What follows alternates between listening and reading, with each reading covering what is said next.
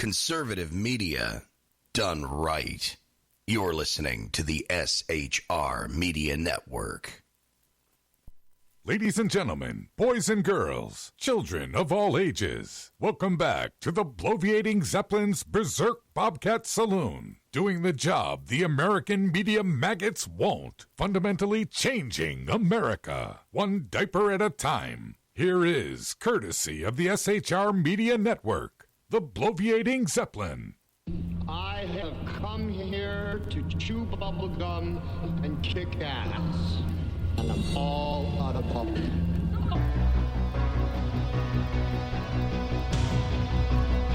And we got a show for you tonight.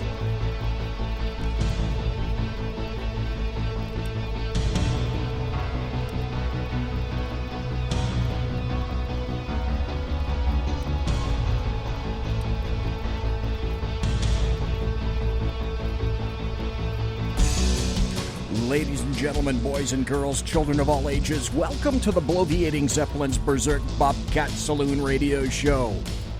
Live and direct right here from the sumptuous, resplendent, and palatial SHR Media Studios, where I am broadcasting behind enemy lines in occupied California, 2 miles east of the Bill Mill, the veritable belly of the beast, the locus of evil on the entire left coast of the United States of America.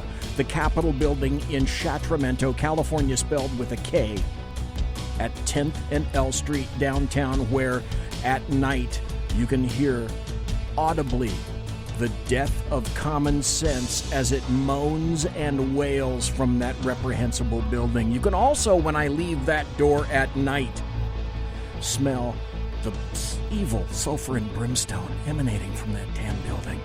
You got a belly up to the bar. We've kept your seat, and it's great to see you back. Tonight is Tuesday, June the 25th, the year of our Lord 2019, and Flackbait is going to be your bartender tonight. He pours for the best of them. The lava lamp is, in fact, lighted to my left, your right, indicating that you can listen and chat at shrmedia.com. You can watch the show on the Big Sarge Media Facebook page and the SHR Media Facebook page and the SHR Media YouTube channel. I got to tell you this, we don't water our drinks just like we don't water our conversation, politics, religion, crime, culture, economics, race, sex, science, law. We talk about it all right here at the saloon. Nothing is sacred, the speech is free, but the booze is not. All that we ask is that you flush the damn toilet, jiggle the handle, don't forget to tip your waitress. Now, I should tell you that Jack Alexander is on tonight. And whereas last week we were still in negotiations, the last sum that we had negotiated was, I think, $14,270.95. I managed to eliminate the 95 cents, so he's only charging $14,270 to be here tonight. The other contractual hiccup that we had, you could say, was that he wanted no brown M&Ms in the candy jar in the green room at SHR. So we took care of that. No brown M&Ms. He's like a very popular rock group that we know about in a similar situation. So now that the contractual obligations are all over with, we've solved that, checks have been cut, etc. Appearing tonight, the act you've known for all these years, Jack Alexander, he has agreed quite collegially to be on here. Did I actually say that? I said that yesterday, and I screwed that word up. And, okay, I'm not even going to go back and say it because I got it right this time. He's going to be here for the entire 2 hours, and I think it's going to be great. We're going to learn a little bit about him. I've got his bio here. He sent me a brief, one-page brief, and boy, is it brief. So I'm going to ask him to expand on that. And once we get to know Jack a little bit, then I'd like to expand into Australia, some commonalities. Okay, if you don't know, you probably should. Number one, you should be listening to his radio show. We'll get into that with him in a moment. Jack Alexander is from Australia. He's trying to come into the United States. We'll talk. That's an issue of contention just in and of itself anyway. And we will not gloss that over. We'll get into it. But you need to know he's from Australia, which is why I really appreciate his taking the time to be here, except with this one point. Because he's not in the eastern United States, I don't have to apologize to him for staying up so damn late because it's a little after 1 p.m. It's about 1:05 p.m. in Australia right now, so I really don't feel that bad. So having said all of that, Jack Alexander, good afternoon to you, sir, and welcome to the saloon. Jack? That was a great intro. Jack, are you there? Okay, I'll tell you what. Because this is BZ, and because it's technology, I'm going to do this. I'm going to do this again. And we're going to try this. And I bet I have a better result this time. My guess would be. Jack? Hello? There we go. See? Do you remember what I told you about technology? Now you're coming through. Okay. And what would a BZ show be without a cock-up in technology? And the answer is, listen, you expected. So I have to make sure that I give you nothing less. So I gave you a great intro. And It was.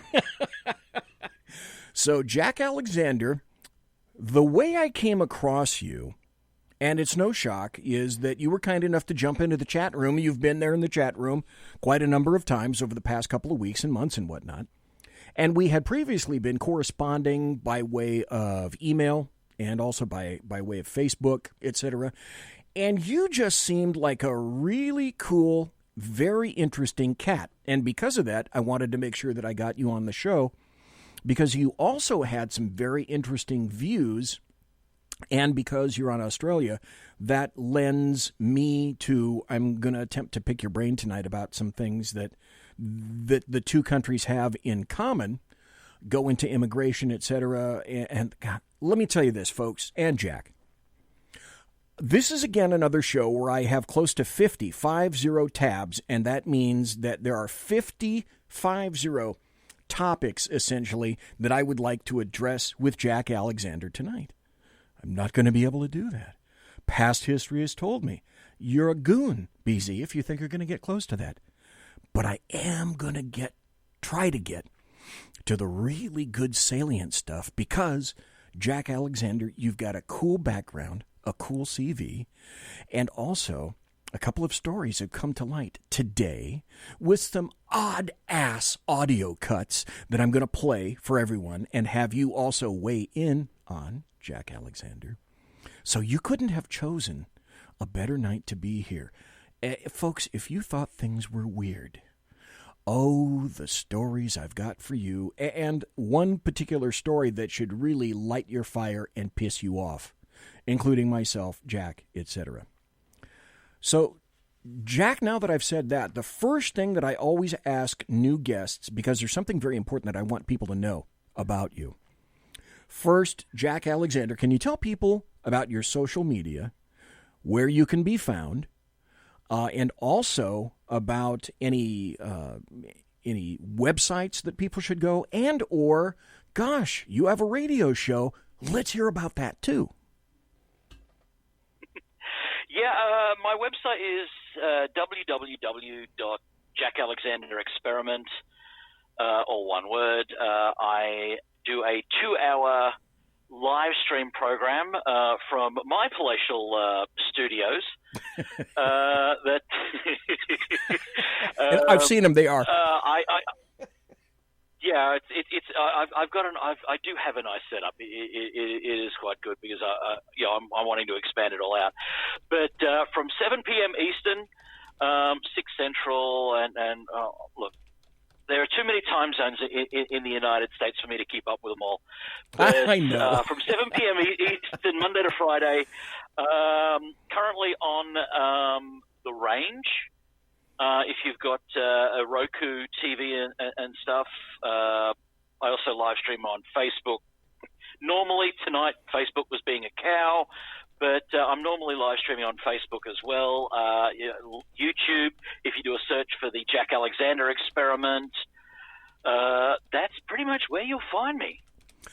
And on your show, what if people tune in, what kind of thing can they expect to hear? Do you have a particular bent on your show? Bent? I didn't think that was that sort of show. But what can we expect? I'm a rare beast in Australia. I am a true conservative. Because our most conservative political party in Australia is called the Liberal Party. So you imagine what the other guys are like. Yeah. And I make Rush Limbaugh look like a limp-wristed liberal. Wow. When it comes to being right wing, I believe in small government, and I believe in what the founding fathers of the United States envisaged for true freedom. I believe those gentlemen were absolute geniuses. But and it's diametrically opposed to basically everything that Australia is. Look, Australia is a wonderful country. Don't get me wrong. The people are usually always friendly. The scenery is gorgeous. The animals are completely unique. I mean, I was blessed to grow up living on the Great Barrier Reef. How cool is that? How beautiful is that? And I only really appreciated it when I moved away from it. Being able to go spearfishing and diving every other weekend. But I look at the crux of my program is looking at the conservative news and issues of the day in the United States from the perspective of someone who didn't grow up in this piranha tank. I used to say goldfish tank, but since the previous administration, it's gone from being a goldfish tank into a piranha tank. With how hostile things have become here in the United States. So, I give that outside perspective of my observations of what's going on. I think that is a wonderful and a salient contrast that we'll definitely get into. By the way, I also want to point out to folks, okay, Jack, I'll tell you this. It's going to come out sooner or later. I had a guy with me back when I was in patrol in the 90s. There's a club where various police officers can go to other countries and stay with another officer for free. And I had a gentleman from New South Wales stay with me for almost a little over a month. And what a great gentleman he was. I learned a ton about the Australian law enforcement system, and I'll tell you a little story about him and our law enforcement system a little later. So I'm going to do my best not to lapse into what you would consider to be your patois, because anytime anymore I hear what the people in the States would consider to be an Australian accent, I have a devil of a time not doing that because I picked up his accent. And so I want to warn you up front, I may lapse. I'll try my best not to. And the reason I'm saying that is I'm not mocking you in the slightest. It's just that I picked it up and I loved it. And you should probably already know, Jack Alexander, that if you ever come to the States, or if you already have, with that kind of an accent, women are going to be falling all over you. I just thought I'd tell you that up front. Oh, look, I can't into the U.S. through LAX anymore because every time previously I've come in, and I'm not disparaging the airport cops, but I'll come out. I might have my Australian stockman's hat on, an oilskin coat. Oh God! Depending on the time of year. I know where you're going. Traditionally with that. And, I have had numerous marriage proposals from voluptuous female airport cops. What did I say? I'll come out of the international terminal. Oh, what terminal?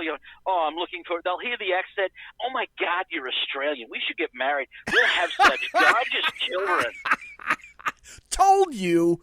And there's my Californian accent.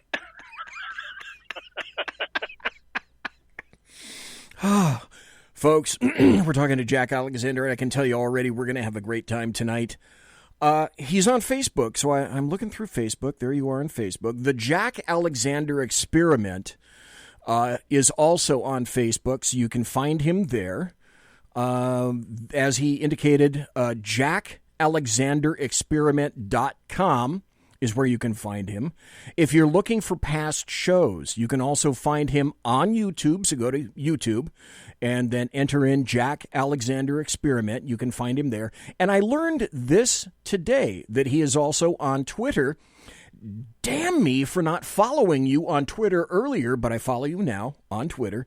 You can find Jack Alexander on Twitter at Experiment Jack, all one word, capital E, capital J, at Experiment Jack. So just wanted to make sure I got that information through as well. Now, looking at your bio that you sent, you're a broadcaster. We know that you're on the air. Mm-hmm. It indicates you're a comedian and a public speaker and a small business owner. So when you spoke publicly, upon which topics generally would you speak?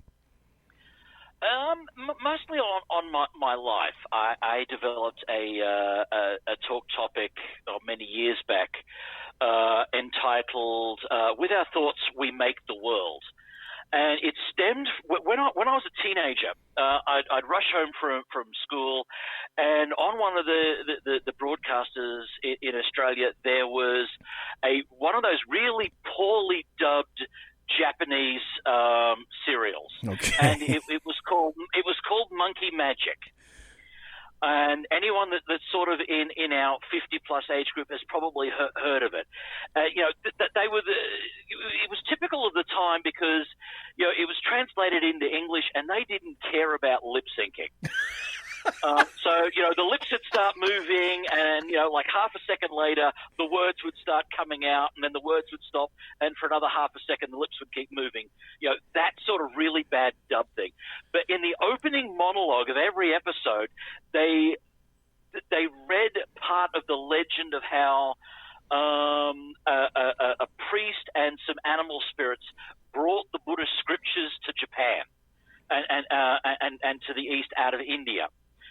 One of them being a monkey god spirit. But as part of that, there was a comment in the opening monologue saying that the Father Buddha had said, and I'm not Buddhist, but I have looked at it. With our thoughts, we make the world, and whether you're Buddhist, Christian, whatever, that is very much a good sentiment. I mean, I left home at 15 because of alcoholic domestic violence. I lived on the streets for a couple of years. I joined the military. My military career ended in a training accident. There's been disaster along the way that has helped shape me into who I am, and along the way, it has changed my dreams, which is therefore it has changed my reality. And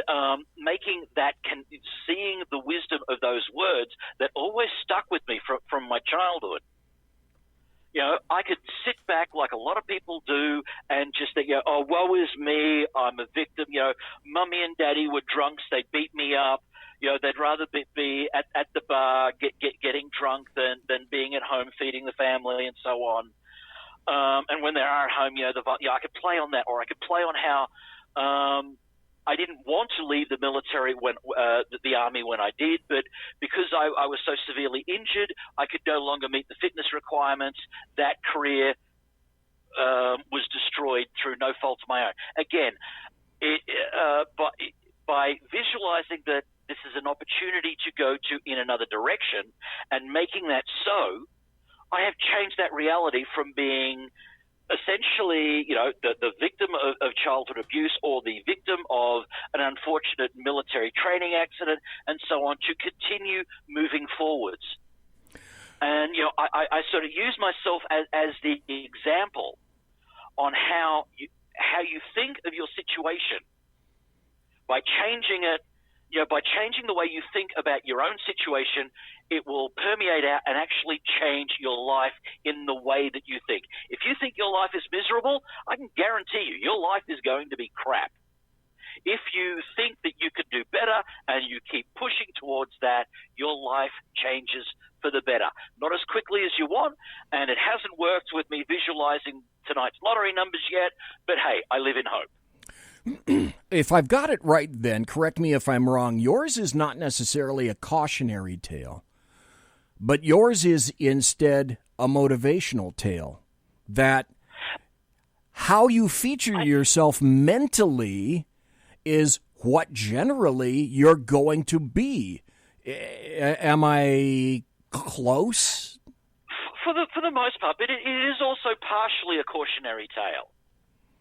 But for the most part, yeah, it is inspirational. I mean, as I said, we look at a lot of the community leaders, and I'm doing the air quotes thing with that in the United States. What are they teaching people? They go out there and they tell people that you are victims. We see that with the constant the debates that have raised their ugly heads again about reparations for slavery. I mean, slavery in the United States has been gone for more than 150 years. Yet you've still got so-called community leaders out there. Instead of inspiring their community and changing the reality for their community, that they keep them mentally enslaved to this false dichotomy that they are still enslaved. But they're not enslaved to the white person anymore.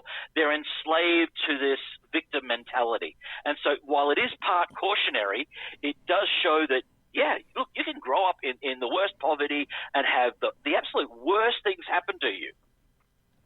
But you can rise above it if you so dream and choose to follow that dream.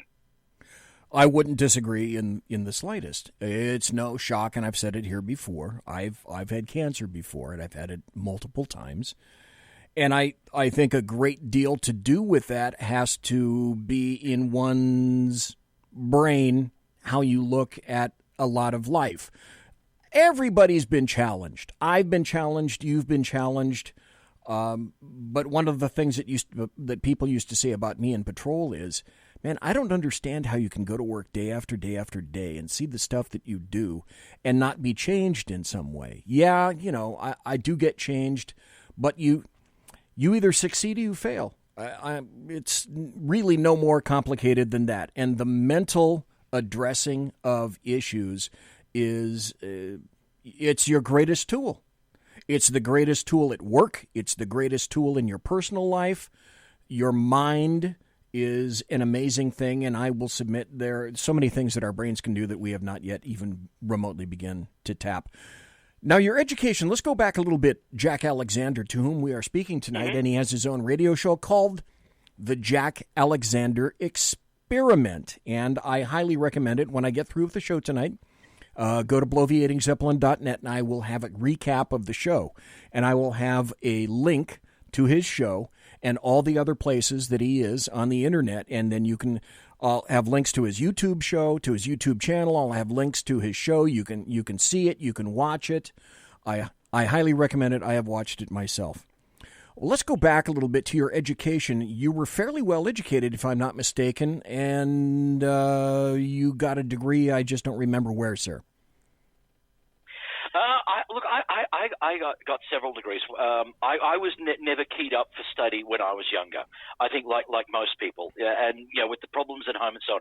I didn't go to college until after my military service. Okay. And given the changing climates and so on, I first went back and did aerospace engineering because I had learnt to fly in the military. Wow. Okay. And, and well, I was part of one of the Australian Special Forces units.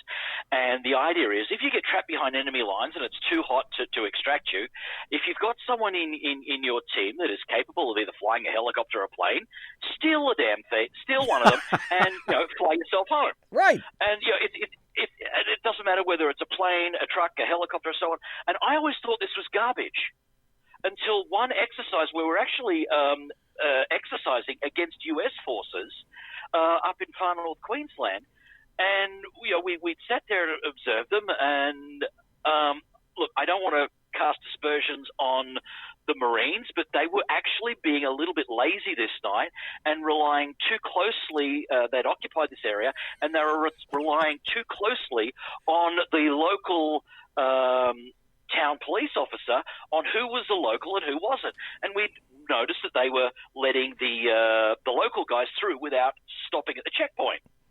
So we literally went onto a guy's cattle ranch, stole his 18-wheeler cattle truck, cut the trailer up with a gas axe to put our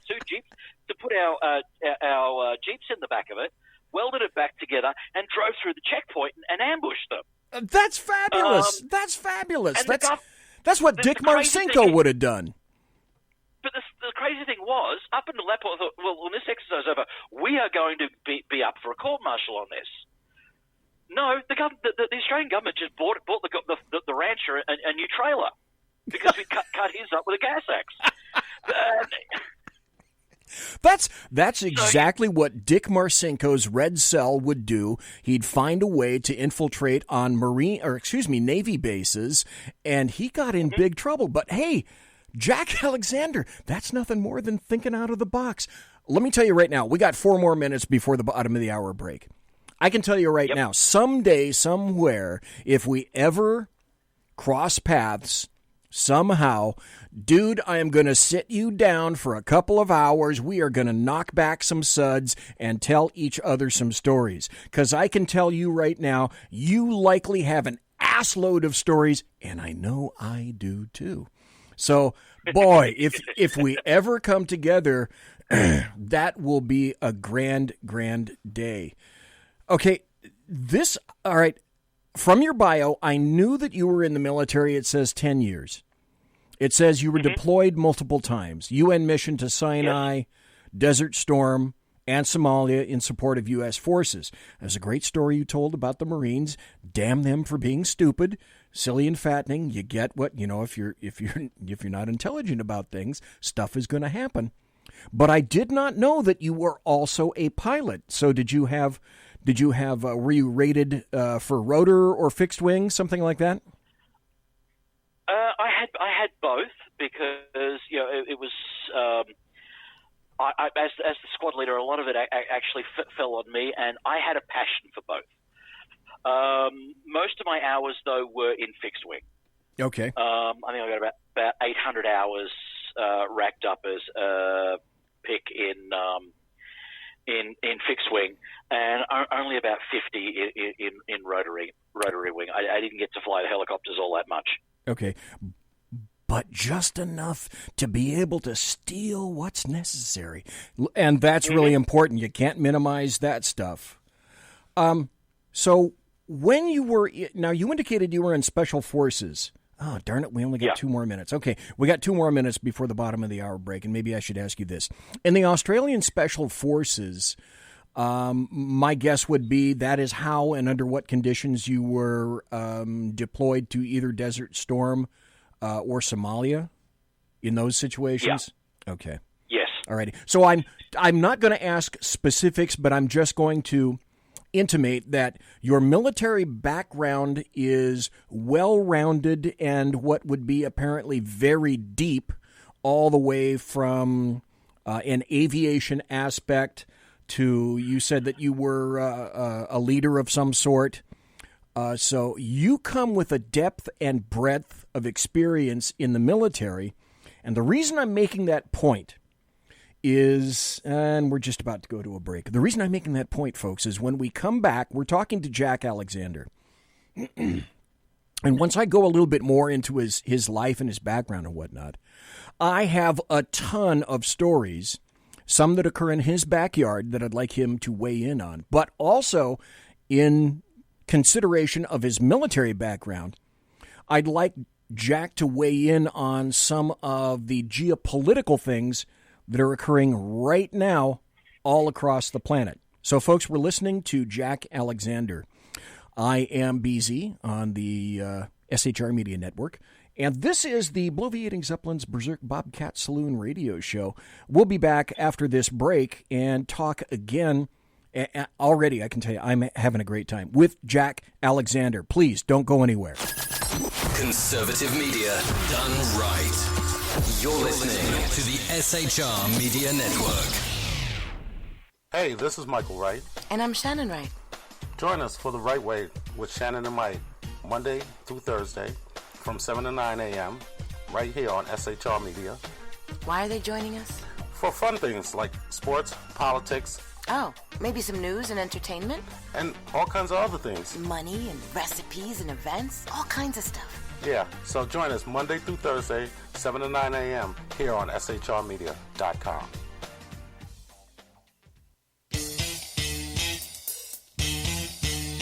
From a public locker inside a dilapidated Long Island rail station comes a show designed to piss off liberals using truth, facts, and ridicule. The Lid Radio Show, featuring the conservative voice from the People's Republic of New York, the Lid himself, Jeff Dunitz. Tune in every Wednesday at 2 p.m. Eastern, 11 a.m. Pacific on the SHR Media Network. Go to shrmedia.com. At Lid Radio, we fight for the truth, justice, and a good kosher T-bone. If you don't listen, Hillary Clinton might sneak into your bedroom in her housecoat late at night and blame you for her election loss. It's the Lid Radio Show with Jeff Dunitz.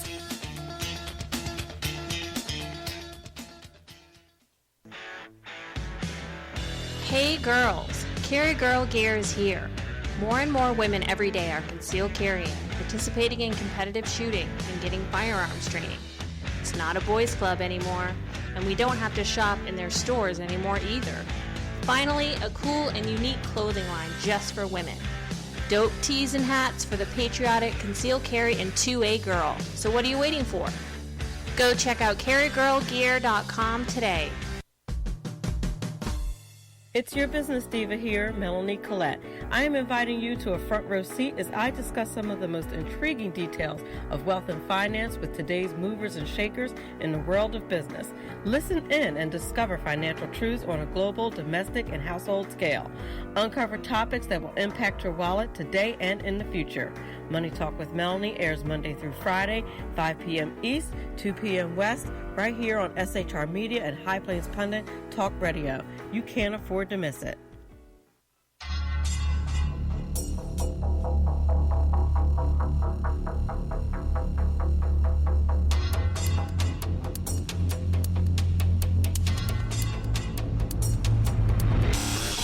The new show on the SHR Media Network, Sackheads Against Tyranny. On shrmedia.com. Go there quick like a bunny, 11 p.m. Eastern, 8 p.m. Pacific every Wednesday. Live and direct on the SHR Media Network. shrmedia.com. Be there.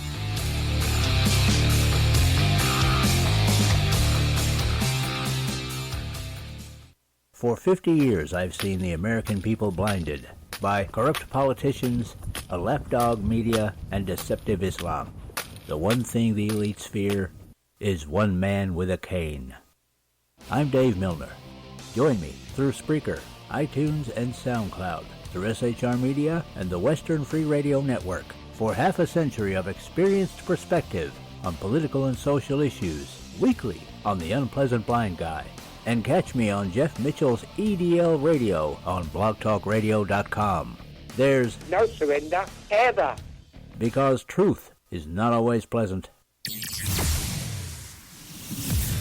Broadcasting behind enemy lines in occupied California, a mere 2 miles from the state capital, the bloviating Zeppelin's Berserk Bobcat Saloon radio show can be heard every Tuesday and Thursday night at 8 p.m. Pacific and 11 p.m. Eastern, only on the SHR Media Network. Go to shrmedia.com to listen. You can also watch on the SHR Media Facebook page and the SHR Media YouTube channel. No goldfish were abused in the making of this ad.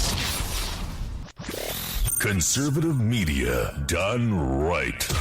You're listening to the SHR Media Network. Ladies and gentlemen, boys and girls, children of all ages, you are listening to the Bloviating Zeppelin's Berserk Bobcat Saloon radio show, live and direct, right here on the SHR Media Network, where I am broadcasting behind enemy lines in occupied California.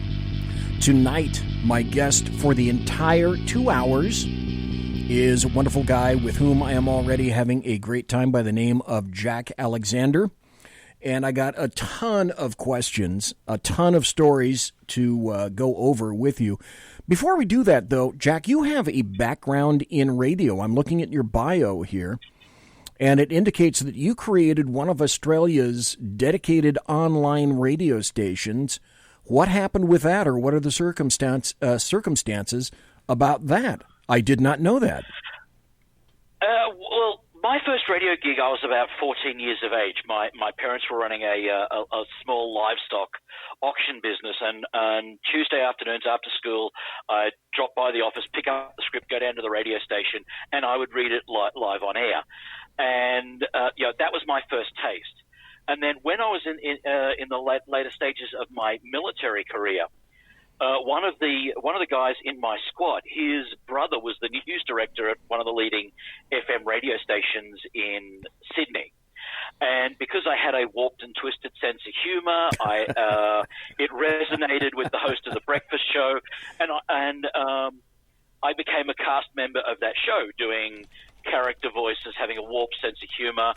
Basically, if there was some sort of double innuendo piece of comedy about feminine hygiene products, I probably wrote it and voiced it on the show. But then when amalgamations started happening, that they relaxed the requirements on how many media outlets a single ownership entity could own, when they relaxed that, we started, like here in the United States, big companies buying up radio stations in every market, right, and putting it all together. And the parent company of the station I was with expanded too quickly. And they, rather than going into bankruptcy, they trimmed some of their staff base down. So some of us superfluous talent evolved with some of the bigger shows, got 86 out of it. And because I loved every minute of being on the Doug Mulray show. He was a wonderful coach, a wonderful mentor to that. He always treated not only his cast members as family, but their immediate family as well. He was a wonderful guy to work for, and we're still good friends even today. But because I'd been on his show, and he had a very particular style of comedy. It was very much on the British vein of innuendo, double entendre. Right. It wasn't tits in your face, but you got that verbal description without saying it, and you could visualize it very easy. But that made it very hard to continue getting work in the industry. I was at another station in another city for a little period of time, but we just didn't gel as cast. So, with that, I realized that I loved the medium. I loved broadcasting. You bet. It may have been my eccentric personality and so on. So the internet had developed to the point in Australia at that time where it was possible to do that. And I just wanted to do it. So I MacGyvered together a studio out of what bits and pieces I had and just jerry-rigged this whole thing together. And it turned out to be one of the country's first dedicated internet broadcast sites. Just out of wanting to keep my skills current, and then I had a more recent body of work that was different for what I was doing on the Mulray show to show that I wasn't just a one-trick pony from that I was my own person. And I tried to do essentially what I was doing, in my own way, but still doing 4 hours of live breakfast comedy 5 days a week. But instead of having a cast of 20, I was trying to do it all on my own. I was writing, I was voicing, I was recording sketches, then doing the live show, post-production stuff, and I was killing myself. As long as, along with the business aspects of trying to run the radio station. Right. And okay. I was just killing myself. So I had to reinvent. Again, it was one of those situations where, the situation I'm in just wasn't ideal. And what I also noticed, because of the music that I was playing a lot of what we called in Australia pub rock. Now, to give a more a take of what Aussie pub rock from the 80s sounds like, look at a lot of the more rock-sounding new country that is now being played in the United States. See, when you said pub rock, identical. When you say pub rock, the first thing I'm thinking is maybe some Status Quo, some AC/DC, maybe some Slade, a lot of British stuff, but apparently that's absolutely untrue. Oh, no, look, I'm a big fan of the new romantic period of modern British pop. Duran Duran, ABC, Spandau Ballet, that sort of thing. There was a lot of that there, but most of the Australian stuff that was being played, and I was trying to fly the flag and so on, but a lot of the Australian stuff like Men at Work, okay. Dragon, who were actually imports from New Zealand, Eurogliders, who were all the members were British, but they found themselves here in Australia. AC/DC was definitely there, and so on. 1927 was another one. All of that music was being played in the bars and clubs here in Australia back before slot machines. They ripped out the stages and put slot machines in almost all the bars. Right. And that was the apprenticeship that a lot of bands did. And it was really good, honest music. So you would have been talking about, you would have been, okay, this is where the rock dude in me begins to pick my brain. Okay, you would have been talking about also Midnight Oil. You probably would have been talking about In Excess, Cold Chisel, Silverchair. Definitely. Hoodoo Gurus, and now, okay. Definitely, yep. Okay, now I'm tapped out. Midnight Oil, not so much, because they were very much a political protest band. Okay. And a lot of their stuff was they were popular in America in the college circuit because they were anti-American. Okay. And Peter Garrett, who was the lead singer of Midnight Oil, went on to become a federal politician, which should really speak volumes. Really? I didn't know that. Very interesting. And but most of those acts, yes, were definitely in my mix. But what I was finding, because I wasn't limited to the distance that a transmitter could reach, the way terrestrial radio does, right. I found out that through looking at the figures and the analytics that were coming back, the majority of my audience was coming from the United States. And now you know why. It wasn't until I came over in 2009 that I really twigged on why. Because, when you're listening to Keith Urban, what Keith Urban's recording now was, and they're calling it country, was what we were listening to in the 80s, and we were calling it pub rock. Okay. Just maybe a little bit more fiddle and a little bit more banjo and a little bit more pedal steel thrown into it. But, it's very much, and it just grabbed me instantly, the new country thing in the US. In fact, my kids, even now, Dad, you used to listen to good music. You go to America and you come back and you listen to all this country shit.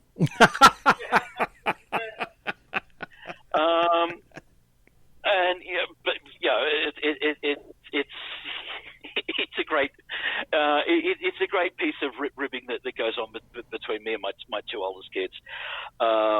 but because of that, I got an American audience, and I was also in the process of reinventing what I was doing, and I started doing my observations of what was going on in the US, because I started to change the structure of the show to meet with my growing American audience, which meant I started observing what was going on in the United States and trying to make heads or tails of it. I was, asking my audience, what does this mean? Because, the first time I saw the general election process there, and why does it take so long to elect someone in the United States?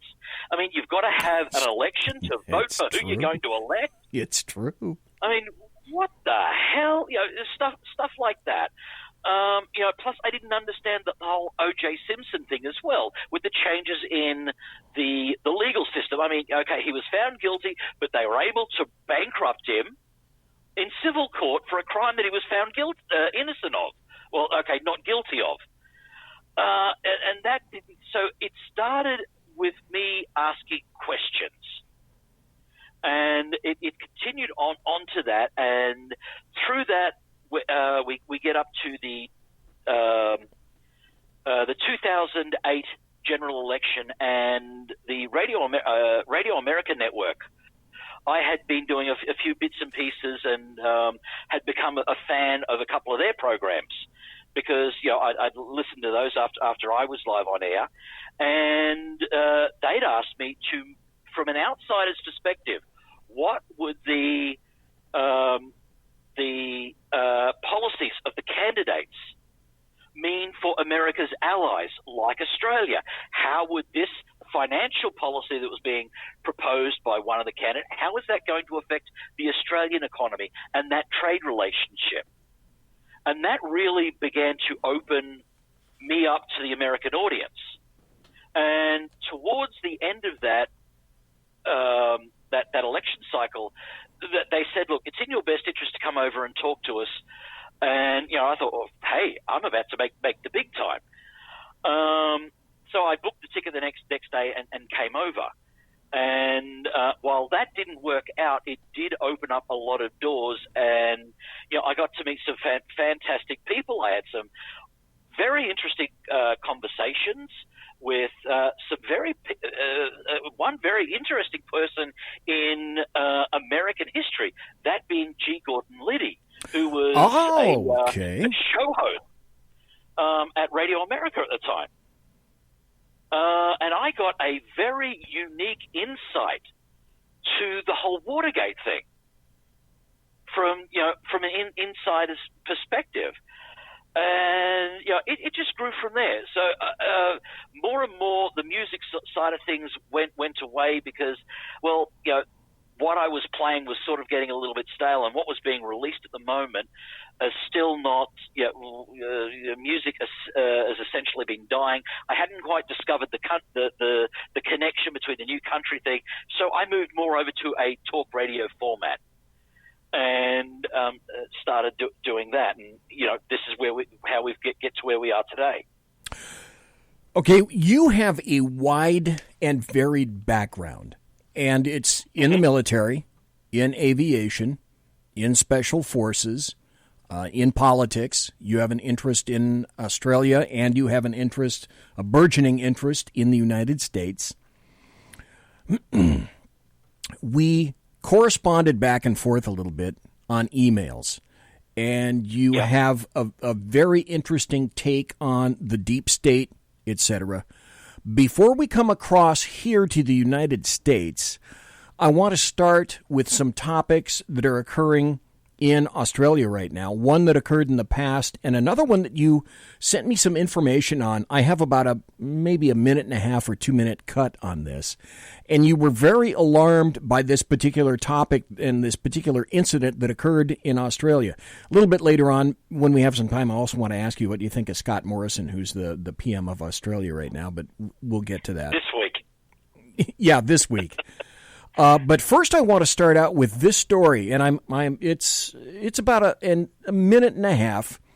Folks, you're going to hear this, and then, Jack, I want you to attempt to explain what's happening and why it's significant in this story. There's a story developing in Sydney now. AFP officers are raiding the ABC studios at Ultimo. Nine's Liz Daniels is there. Liz, good morning. What sparked the raid?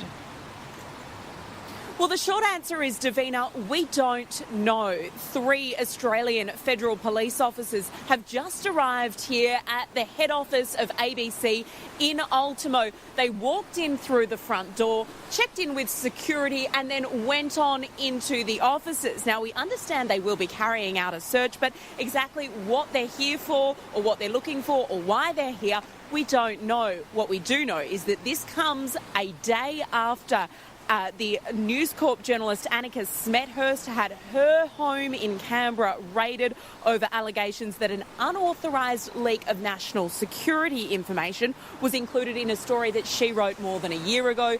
Then yesterday we also heard from 2GB broadcaster and Channel 9 host Ben Fordham that he's also been contacted by senior officials and told that a Home Affairs investigation has been sparked over his story about 6 asylum seeker boats attempting to reach Australia. He's now been told that that could also lead to an AFP investigation. But to bring you back here to ABC headquarters today, 3 federal police officers arriving, quite an unusual sight to see AFP walking in to our national broadcaster. Liz, we'll leave it there. Thank you.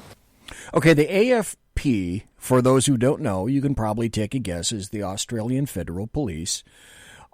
You corresponded with me about this, and you were fairly lit up. Now, maybe, Jack Alexander, you can explain to everybody the significance of this story.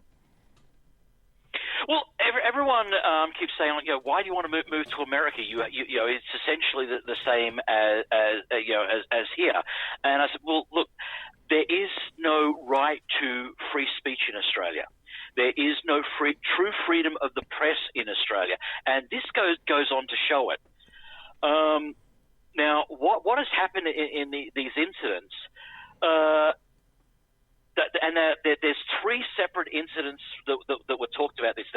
They're in no way connected to each other beyond the fact that the federal police are wanting to shut it down. Now, all newsrooms in Australia have someone that is licensed as a censor. Licensed as a censor. Yeah. And anything that might be deemed questionable on the grounds of national security or so on, if that censor thinks, well, hang on, this is questionable, they will pass that up the line to the government, and it will get what's known as it'll either get returned back as yep, that's fine, or it will get Article 10. An Article 10 in broadcasting law is you will not even mention this. Okay. And the thing is, now this has gone through this process. In each of these cases, the journalists would have submitted their copy or their video reports and so on to get approved for broadcast or publishing. Now, all of these stories are like 12, 18 months. Some of them are, one of them was even 2 years old. Yes, we heard that it was old. Yeah. And, so it's passed, either the censor has screwed up and said, yep, this is fine, or it's come back from being up the chain and said, yeah, it's fine. But because if it had been Article 10 at the time, each of those journalists and the editors at large at these organizations could have been arrested on the spot. But now, a year later, they're now wanting to do this. And the only thing I can find in common between the 3 journalists involved is that in the lead up to the last general election a few months ago, every one of these journalists was critical of the Morrison government. Okay. That is the only connection I can find. And they are using the national security laws to shut them up. And they are not the first journalists that have been targeted. So, Jack Alexander, let me make sure that I've got this correct. Inside each and every newsroom across Australia, and it's not an island, folks, it's a damn continent, okay? Don't think that way. in each newsroom, there is essentially a censor. Now, you said that is a government of Australia, a state censor. Is that correct? No. Someone will be. It'll be an employee of the company, but they will have the authority. They will be licensed essentially in that role. All right. So I could make an excellent argument, especially if it were a government censor. I could make an excellent argument that the onus of whatever it is that the journalists would suffer should fall on the shoulders of that individual rather than the station or the journalists themselves. Wouldn't it be more proper, more in keeping, saying that it's the job of that censor to make sure that these things go on? Or you could also ask this question: without sufficient knowledge on a given topic, how could you hold that censor responsible if they're not aware of certain aspects of what the government is or is not doing? Or let me back up in a larger umbrella question. Are they just pissed because people were pointing out the foibles of Scott Morrison? I'm sorry, that's a multi-pronged question, but I'm trying to understand the situation here. Whose real responsibility is it? It doesn't seem to me like it's the responsibility of the journalists or the station if there's a screener to do their job there. What am I missing? Well, that's it. I think it's retribution for the bad media that Scott Morrison was getting. Okay. That's my personal take on it. But they're using what I found out to be almost 75 laws associated that are now making it harder for journalists to do investigative journalism in Australia. These to have been broadcast a couple of years ago. They were passed back then, and if there was an issue back, then it should have been done back then, which is why I believe it was a revenge thing, yes. And why they haven't targeted those people that are signing off on this, and now because these are completely unrelated stories.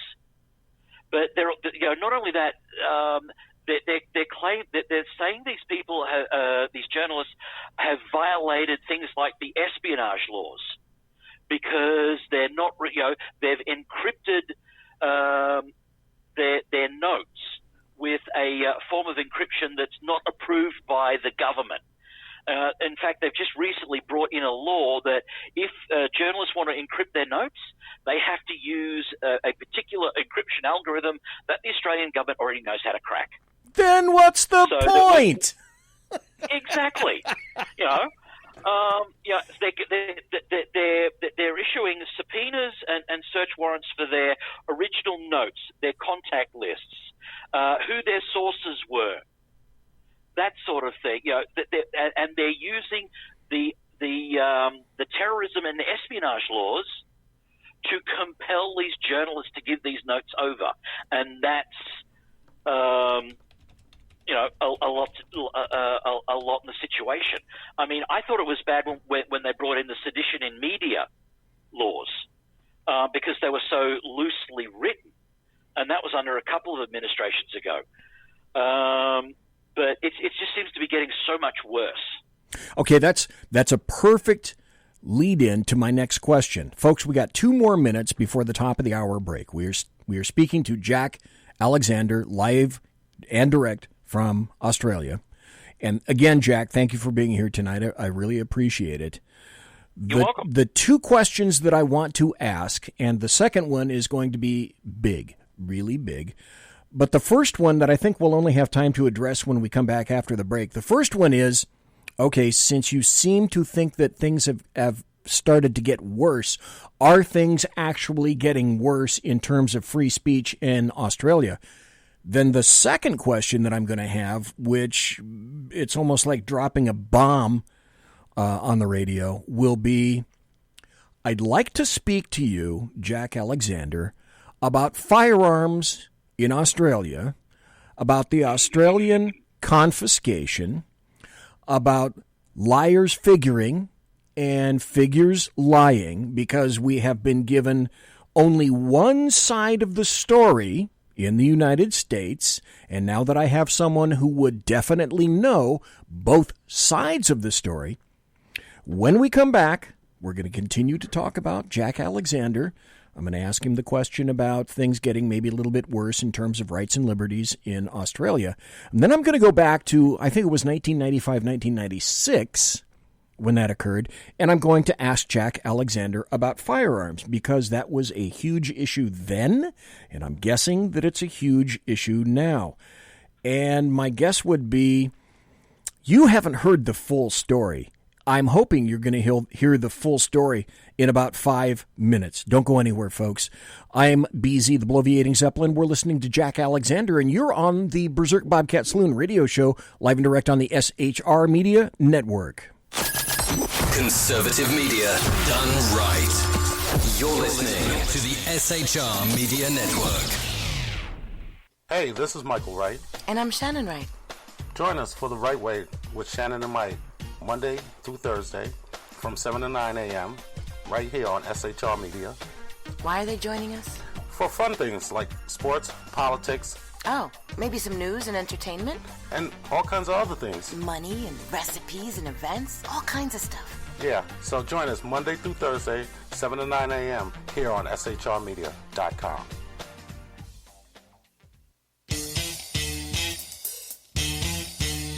From a public locker inside a dilapidated Long Island rail station comes a show designed to piss off liberals using truth, facts, and ridicule. The Lid Radio Show, featuring the conservative voice from the People's Republic of New York, the Lid himself, Jeff Dunitz. Tune in every Wednesday at 2 p.m. Eastern, 11 a.m. Pacific on the SHR Media Network. Go to shrmedia.com. At Lid Radio, we fight for the truth, justice, and a good kosher T-bone. If you don't listen, Hillary Clinton might sneak into your bedroom in her housecoat late at night and blame you for her election loss. It's the Lid Radio Show with Jeff Dunitz.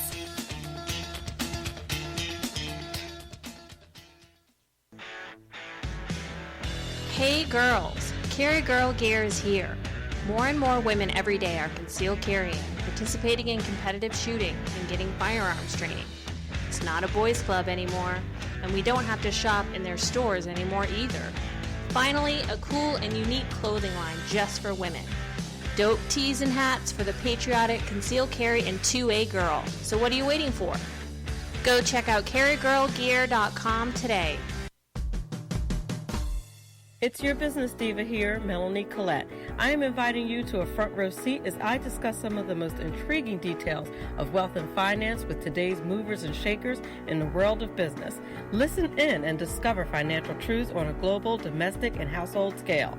Uncover topics that will impact your wallet today and in the future.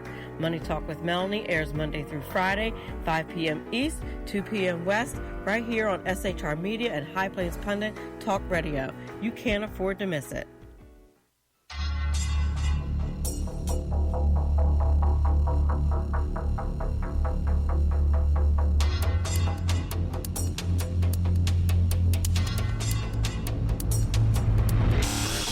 The new show on the SHR Media Network, Sackheads Against Tyranny.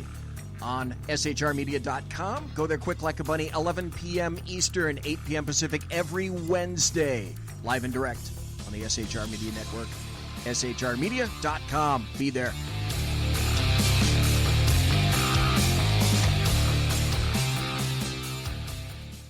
For 50 years, I've seen the American people blinded by corrupt politicians, a lapdog media, and deceptive Islam. The one thing the elites fear is one man with a cane. I'm Dave Milner. Join me through Spreaker, iTunes, and SoundCloud, through SHR Media and the Western Free Radio Network, for half a century of experienced perspective on political and social issues, weekly on The Unpleasant Blind Guy. And catch me on Jeff Mitchell's EDL Radio on blogtalkradio.com. There's no surrender, ever. Because truth is not always pleasant. Broadcasting behind enemy lines in occupied California, a mere 2 miles from the state capital, the bloviating Zeppelin's Berserk Bobcat Saloon radio show can be heard every Tuesday and Thursday night at 8 p.m. Pacific and 11 p.m. Eastern, only on the SHR Media Network. Go to shrmedia.com to listen. You can also watch on the SHR Media Facebook page and the SHR Media YouTube channel. No goldfish were abused in the making of this ad. Conservative media done right. You're listening to the SHR Media Network. Ladies and gentlemen, boys and girls, children of all ages, it's the second hour of the bloviating Zeppelin's Berserk Bobcat Saloon radio show, where I am broadcasting live and direct in the sumptuous, palatial, and resplendent SHR Media studios. And tonight we have the luxury of having I'm entertained as hell, and I'm really glad that he's here tonight. Jack Alexander is talking to us all the way from Australia, saving me a 14-hour ride on a thin aluminum tube. So if for no other reason, I'm grateful for Jack being here tonight, and I don't have to get on an airplane for 14 hours and watch my knees lock up. That having been said... I'm sorry, go ahead, sir. I thought all this time, if it wasn't Boeing, you ain't going. Well, that's true. They're coming back. Airbus is a challenge, but Airbus is going through its own kerfuffle right now. For example, the A380, the largest commercial airplane in the world, they've decided they're going to cut that baby off at the nuts because it's not making money like they thought it was going to. That's a couple of $1 billion pissed away by Airbus, but that's a story for another time. I asked Jack Alexander before we went on break. We're talking about freedoms and liberties. They're extremely valuable to Jack. They're extremely valuable to me. In Australia, in the United States, we're feeling massive pressure. Our freedoms and liberties, we're watching them kind of drift and float away. And so the first question I had in the second hour for Jack is, do you feel that Australia is under pressure like never before, where you're really beginning to seriously wonder if your liberties and freedoms are going away? And if they're going away, Jack Alexander, can you get them back? Is it getting worse instead of getting better, I suppose the apt question would be. Oh, look, it's getting worse, but unfortunately the apathy of most Australians is, if it doesn't interfere with drinking beer and watching sport on the weekends, they don't give a rat's ring. And it's the same with politics. In Australia, you must legally attend a voting point for elections to at least get your name crossed off. You can just cross out the names and put Mickey Mouse, Donald Duck, and whatever on the ballot if you want. That's perfectly, but you must turn up to at least the polling point to get your name crossed off the roll. If they didn't do that, no one would turn up, even though it's elections are held on a Saturday. Because it gets in the way of, as I said, drinking beer and watching sport. And for most people, it doesn't, they just don't care enough because it doesn't affect them. But when you're in an industry like we are that is about educating people and trying to show them what's going on behind the scenes, it's getting very dangerous. Now, with these 3 search warrants that have recently been executed,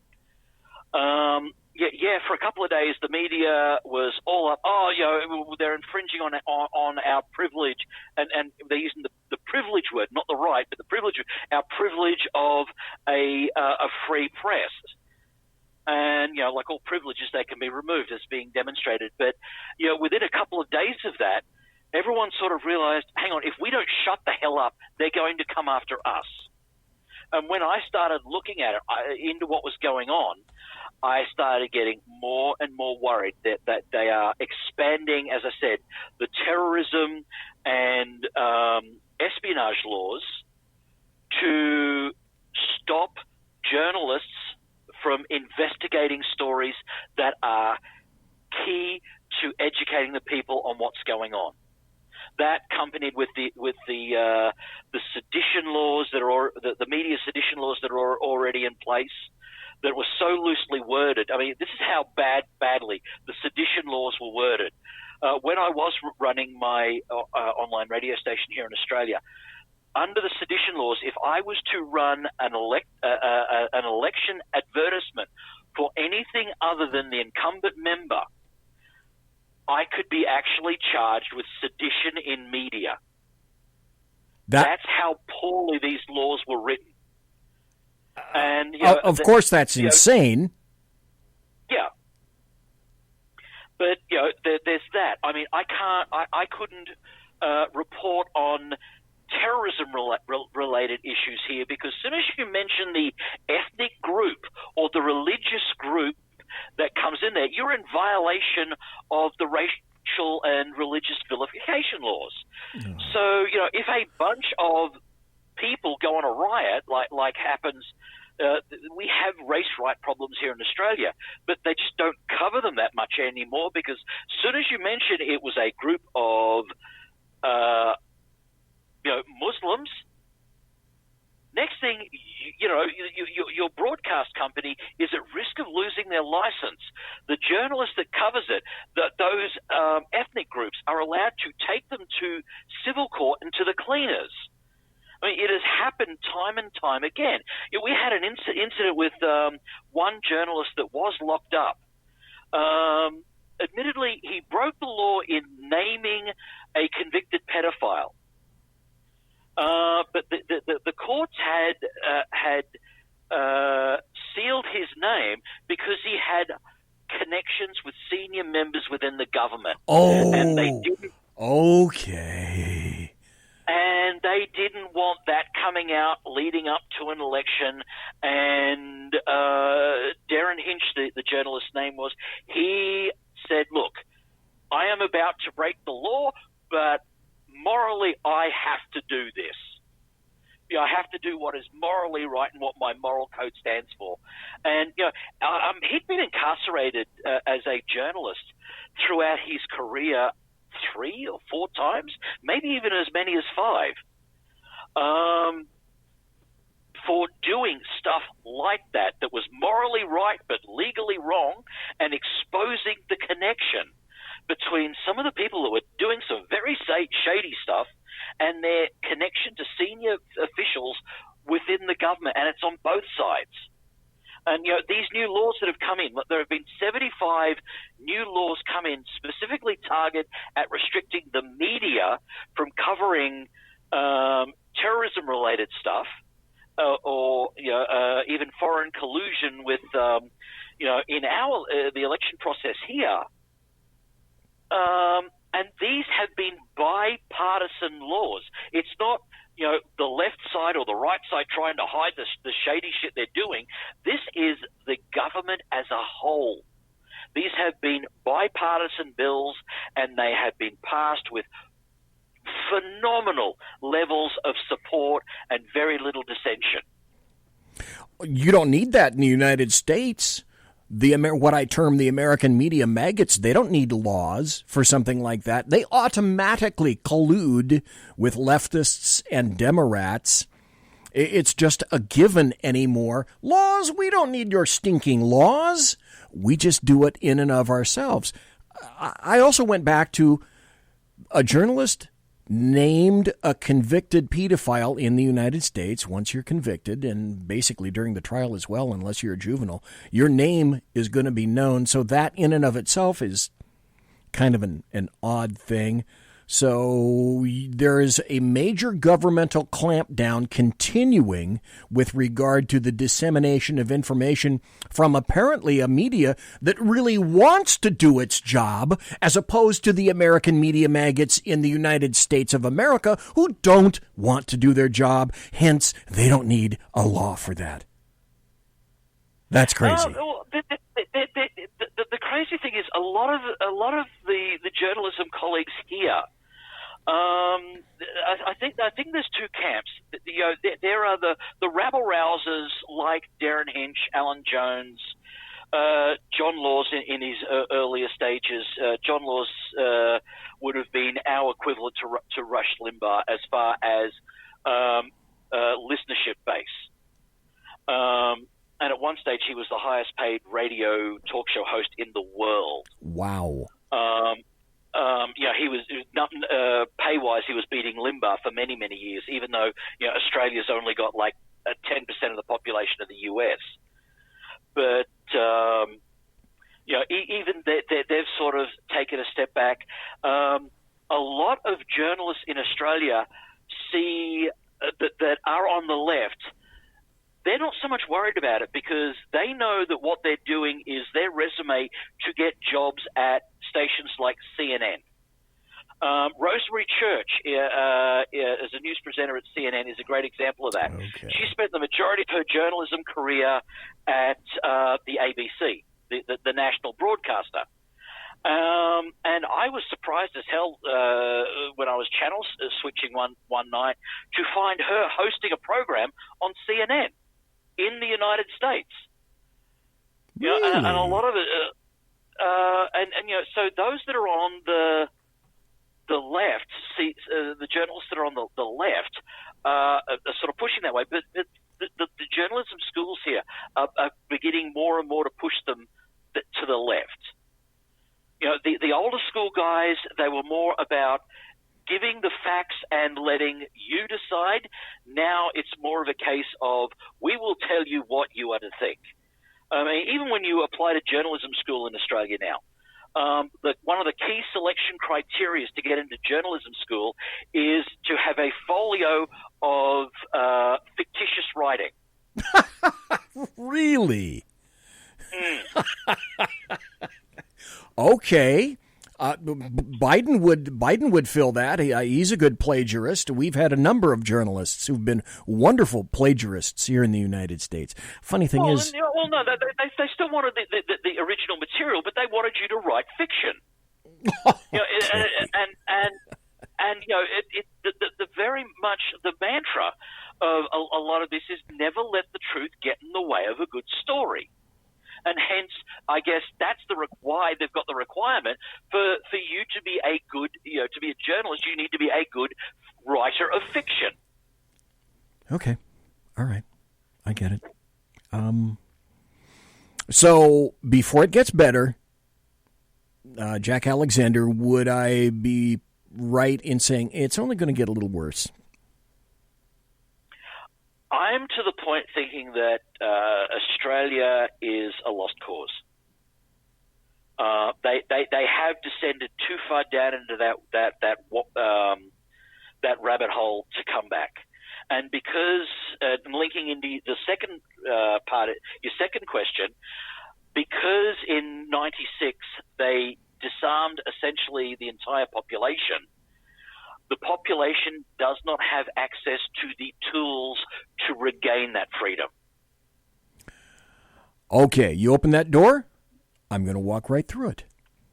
Mm-hmm. And I'm going to predicate this. Let me do a little bit of a setup, Jack Alexander, so people have an idea of what we're talking about, because unfortunately I believe a lot of people are unaware of what happened in Australia. And they need to be. They need to wake up. America, you need to wake the hell up. I've said this for quite some time. I'm looking at a story from Vox.com, which leans left. And what they were saying in this story is it's worth considering, and this is post a particular shooting in a Santa Fe high school, it's worth considering as one data point in the pool of evidence about what sorts of gun control policies do and do not work, the experience of Australia. Between October 1996 and September 1997, Australia responded to its own gun violence problems with a solution that was both straightforward and severe. Now, I love the euphemism. It collected, air quotes, it collected roughly 650,000 privately held guns. It was one of the largest, now the word comes out, it was one of the largest mandatory gun buyback programs in recent history. Let me go a little bit further with that. I am looking now at a couple of ads that were published in Australia. One of them is in massive bold print saying, "Have you handed in your illegal firearm?" There's another one that says, duck hunters, attention, turn in your firearm. Then there's another one with a shotgun that says, you'll be surprised what banned guns are worth these days. There's another one that I clipped out of a newspaper. You'll love this one, folks. Personal protection is no reason to have a gun. That's straight out of Australia. Now there's another one that I'm looking at, and there's a picture of naked guys in a shower facing a shower head scrubbing in. It says at the top of that picture, think about it now. Or you could get 12 months to think about nothing else in terms of turning in your firearms. Then it says in large print, this is your last chance. Well, 650,000 firearms were turned in. Oh, here's another one. It says, no reason to have a gun. If you own a gun, which you keep to protect yourself, your family, or your property, you must dispose of it legally. Under the latest gun laws, personal and property protection are no longer considered acceptable reasons to possess any type of firearm or to get a license. If you possess any gun, you must have a license and et cetera, safe storage of the weapon, blah, blah, blah, blah, blah. Basically, it was gun confiscation. Another one says, have you handed in your illegal firearm? Well, also this story that I'm reading from Vox says the headline is, Australia confiscated 650,000 guns. Now, this story comes out in late 2018, by the way, and it says, murders and suicides plummeted. Well, that's what the left story is in America. The leftist story is, and let's make no mistake, leftists, let's be plain and clear, I've said it for quite some time, leftist Democrats and the American media maggots want gun confiscation here in America, or the abject elimination of the Second Amendment completely. As you already pointed out, Jack Alexander, without the Second Amendment, the First Amendment is in jeopardy, or essentially the same thing. Without the ability to defend yourself, your right to free speech is in jeopardy. That's how you were translating it in terms of Australia. Now, this is the narrative on the left. It will come some point in the upcoming debates where one of these leftist dingleberries is going to say something like, yes, you know what? We really do. We need outright gun confiscation. Now, because you're in Australia, that's the setup. Jack Alexander. So tell us the truth. I'm sure gun crime plummeted precipitously, and there's no reason for anyone in Australia to have any firearms because they've already been collected, and the entire continent of Australia is safe, proper, and proud. That's correct, isn't it? No. Quite simply, no.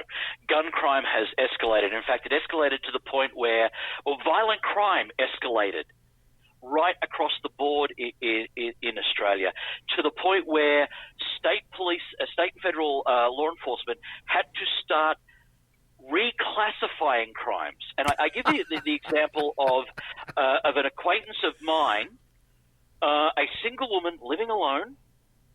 The drug addict who lived over the back fence broke into her apartment and raped her. She eventually chased him off when she grabbed a set of scissors, and he ran away, and she stumbled out in the street to get help. When it came to trial, they had dropped the violent sexual assault off the docket, so that it was just he was only being charged with break and enter. They were dropping the violent crimes off the docket of so many. I mean, immediately after the years immediately after the ban happened, the crime gangs within Australia went on a shooting spree. Imagine that. You've just got to look at the Lygon Street gang wars during the 1990s and early 2000s. And, they were just, mafiosa-type crime gangs that took it to the street. People with guns that were supposedly no longer on the streets anymore would just walk up to an opposing gang member in an alfresco Italian restaurant on Lygon Street, where most of the Italian restaurants are in Melbourne. Just literally walk up, shoot them, and walk away. And this went on, and it went on tit for tat.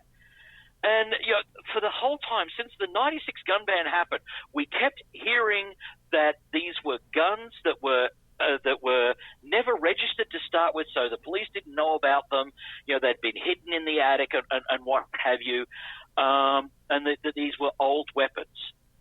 Well, that turned out to be a load of codswallop as well.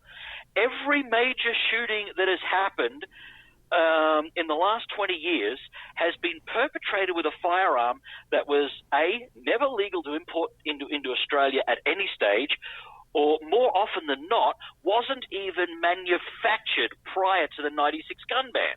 And that whole argument finally went out the window that the ABC on their Four Corners program had to finally admit, or the federal police had to finally admit after 20 years of pushing this line that these were heirloom guns that nobody knew about, that in fact there is a black market gun problem in Australia. No. Because the Lindt Chocolate Cafe incident is a terrorist attack, was perpetrated with a sawn-off shotgun that was smuggled into the country just shortly towards the attack.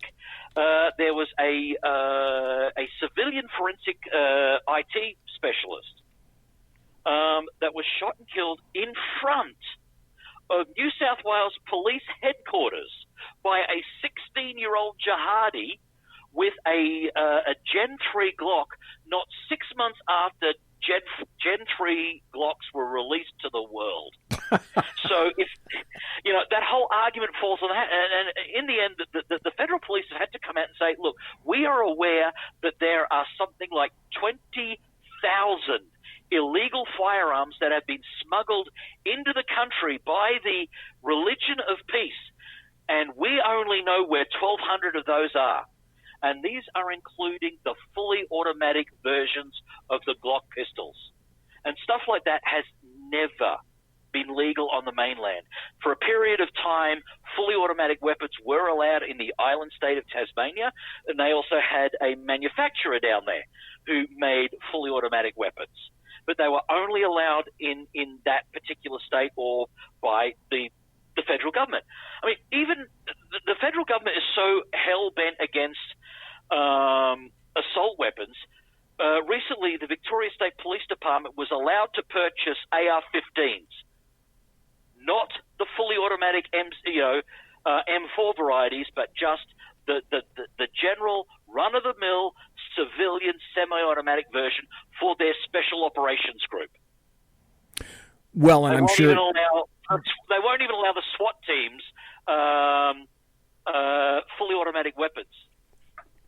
I'm sure that when that happened, weren't a lot of people's panties set on fire when they were granted use of semi-automatic rifles?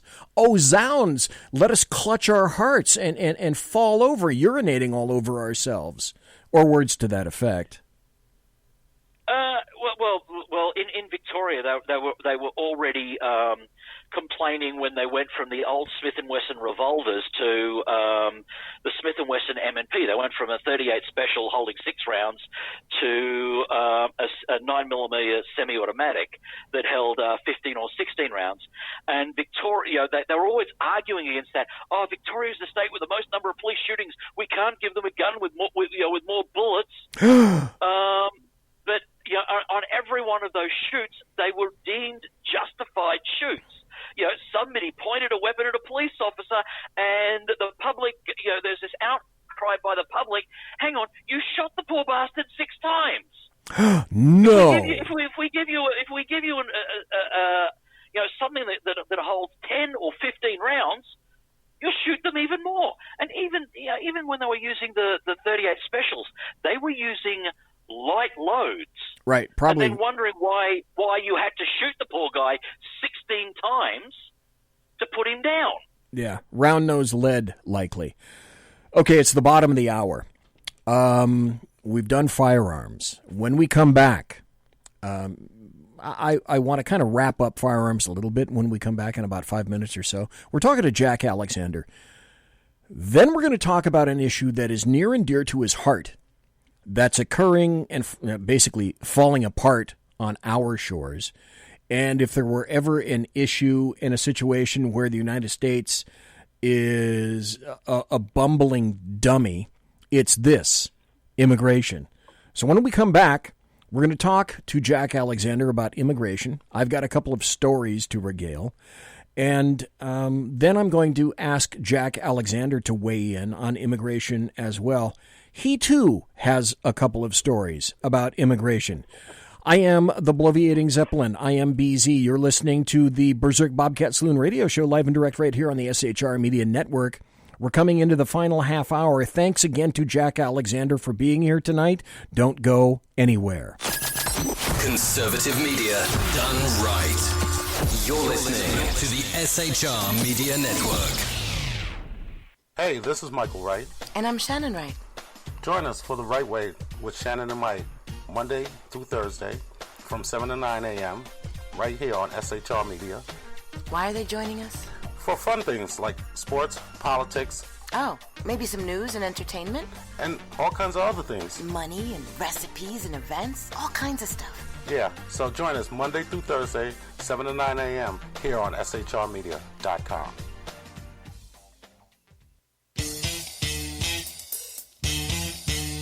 From a public locker inside a dilapidated Long Island rail station comes a show designed to piss off liberals using truth, facts, and ridicule.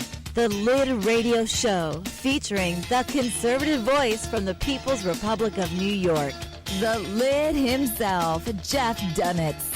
Tune in every Wednesday at 2 p.m. Eastern, 11 a.m. Pacific on the SHR Media Network. Go to shrmedia.com. At Lid Radio, we fight for the truth, justice, and a good kosher T-bone. If you don't listen, Hillary Clinton might sneak into your bedroom in her housecoat late at night and blame you for her election loss. It's the Lid Radio Show with Jeff Dunitz.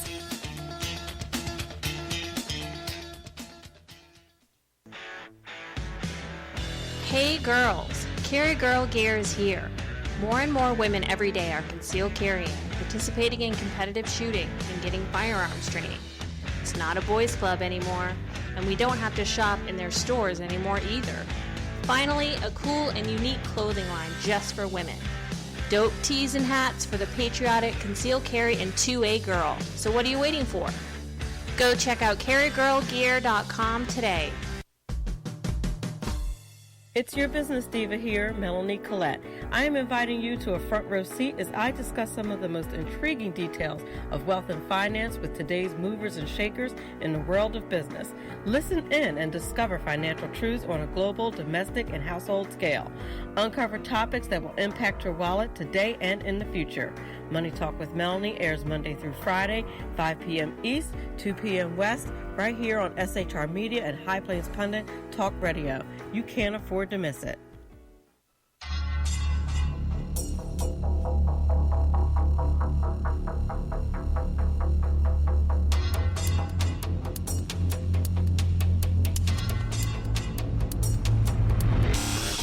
The new show on the SHR Media Network, Sackheads Against Tyranny.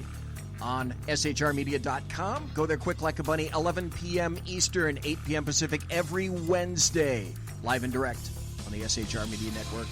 shrmedia.com. Be there.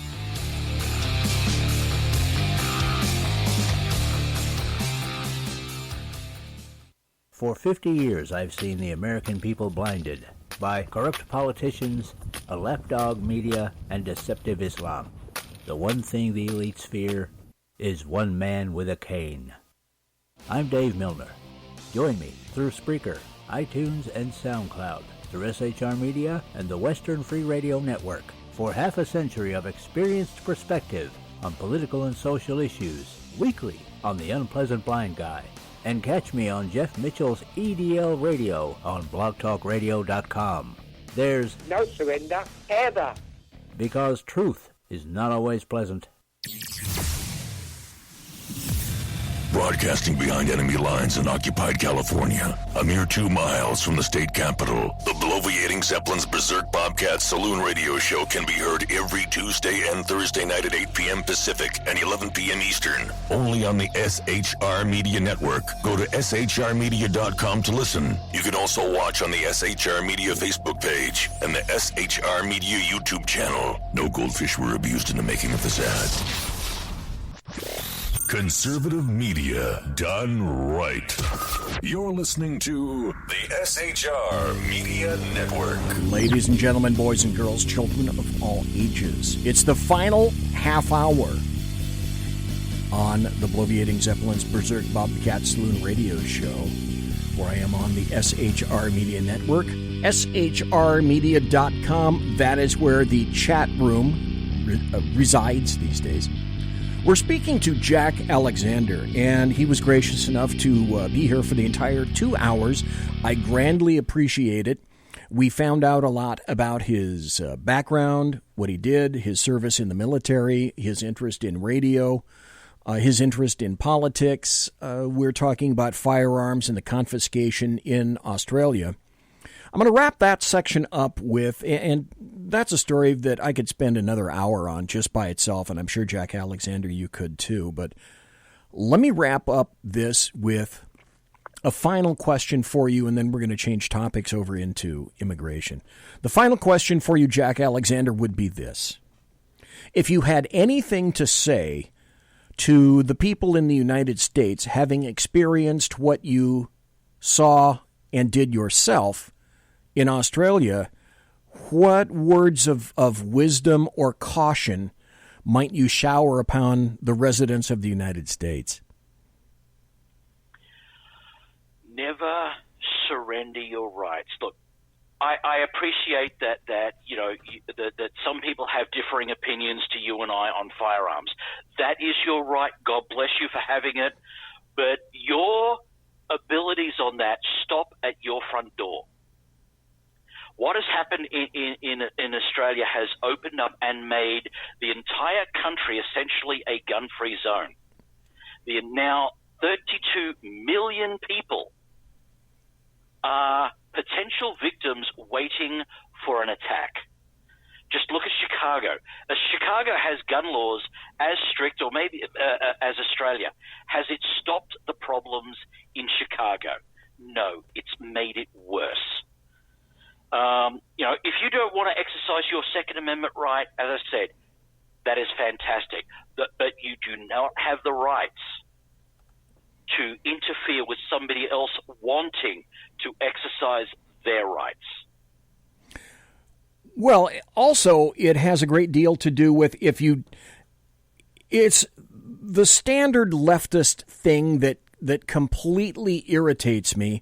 If leftists, you don't want to do something, be somewhere, have something, eat something, stand on something, then don't do it. But you're not happy with that until you proscribe everyone else from doing the same thing, because ultimately, as far as you know better than everyone else. And that's absolutely incorrect. I mean, it's like, you know, every day I get at least one or two emails from someone saying, "Oh, you know, I disagree with what you're saying on your radio show. You should be taken off the air." Yeah. And my response back to them is, well, if you don't like my show, why did you listen for 2 hours? It's like a vast number of the people that listen to Rush Limbaugh don't like Limbaugh, yet they will tune in for every hour just to have something to complain about.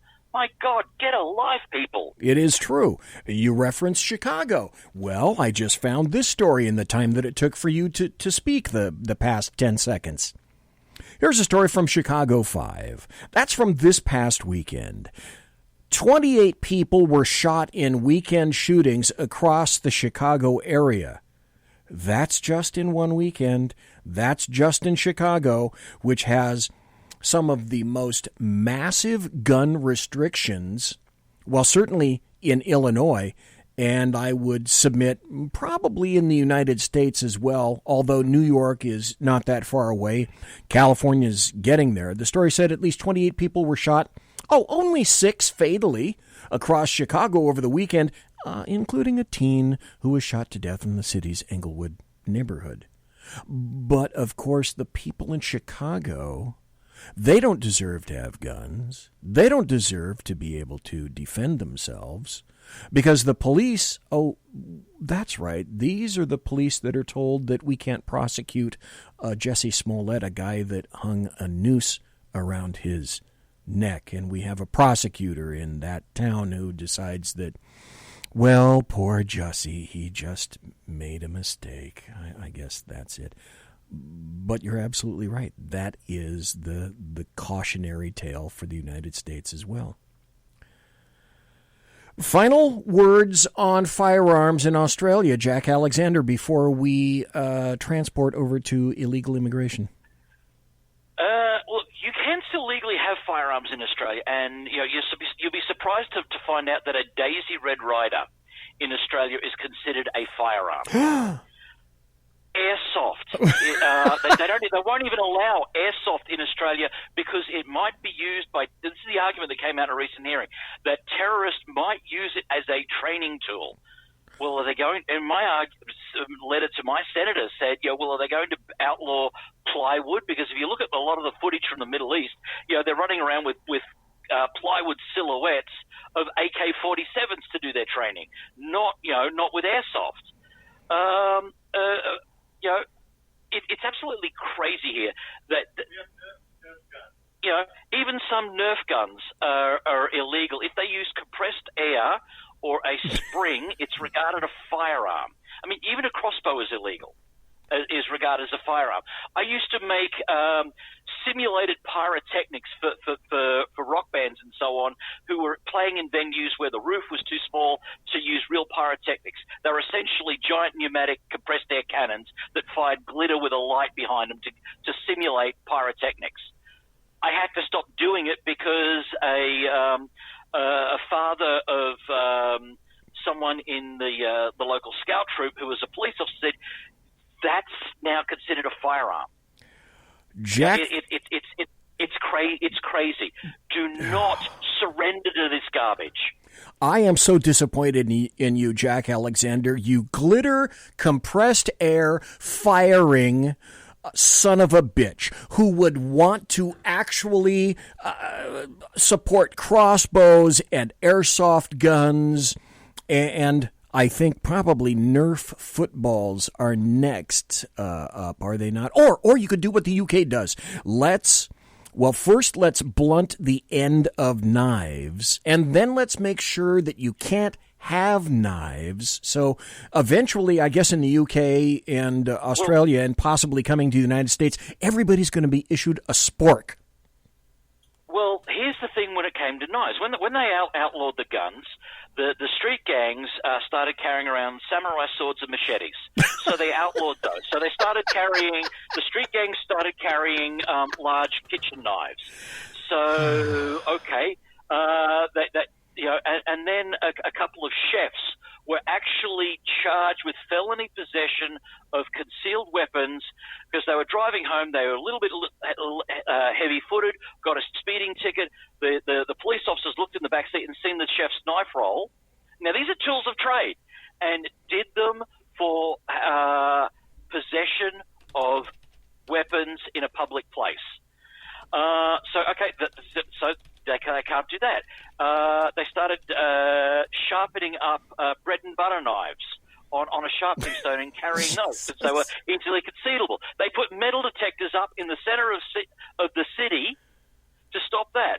So then they started making prison shanks out of melting 2 plastic picnic knives together and wrapping them in twine to get past the metal detectors. Now you've got to show ID to buy a set of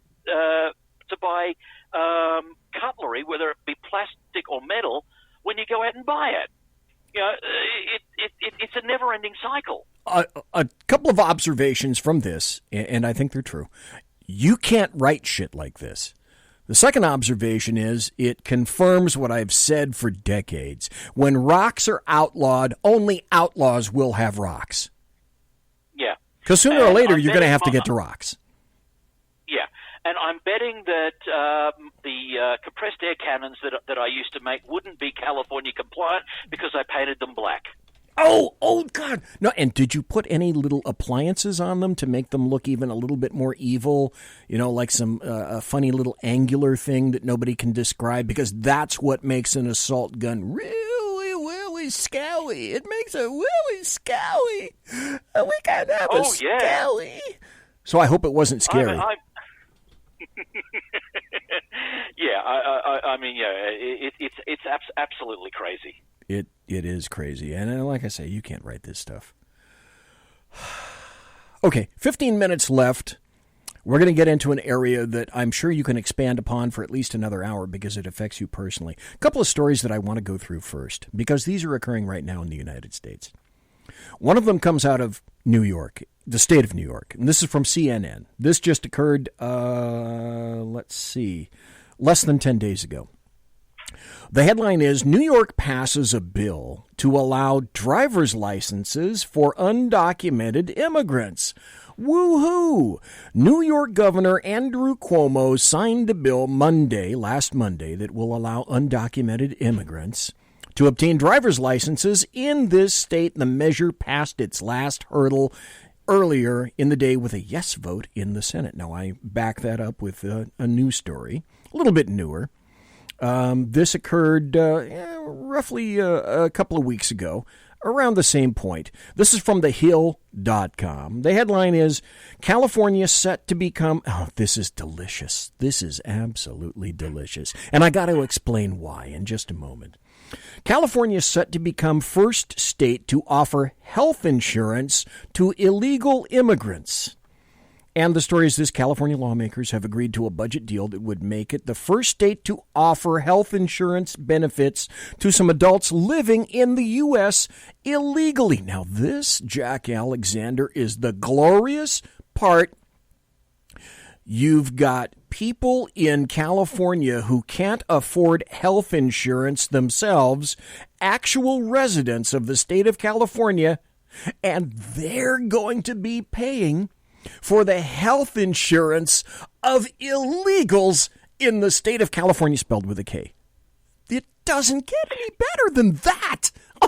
Oh, that's glorious. Oh, yeah, and you know, it's even crazier than that. I got a family member who is U.S. citizen, and they only work part-time, but they are making, you know, they actually don't make enough money to qualify for Obamacare. Okay. You know, for Obamacare was supposed to be the savior for anyone who couldn't afford regular health insurance. Right. It was supposed to, you know, to make open it up for people who couldn't afford it. Right. Yet, you know, when these the exchanges and stuff came in, you don't earn enough to even qualify for the poverty level. And they're an American citizen, yet they're bending over backwards and you know, offering premium care to illegals. You know, it's flabbergasting. It's infuriating. Now, if you don't mind talking about it, I'd like people to understand why it's particularly galling and frustrating to you. And I'll preface this with a story of a French gal that I knew this is back in the 1980s. And she wanted to get into America. And she filed all the requisite paperwork, etc. It took her about, let's put it this way.